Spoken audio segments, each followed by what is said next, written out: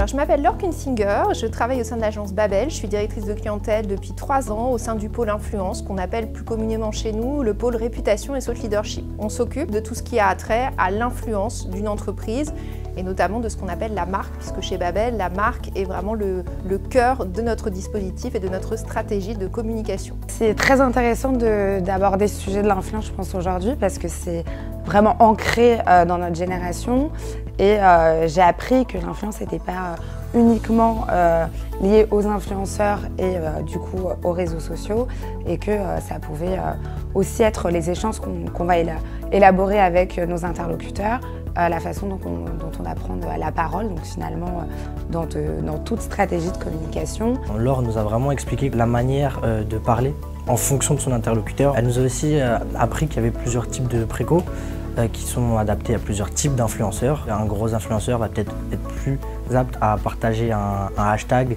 pour soutenir une cause plutôt qu'à partager un contenu vraiment plus entreprise, plus du marketing.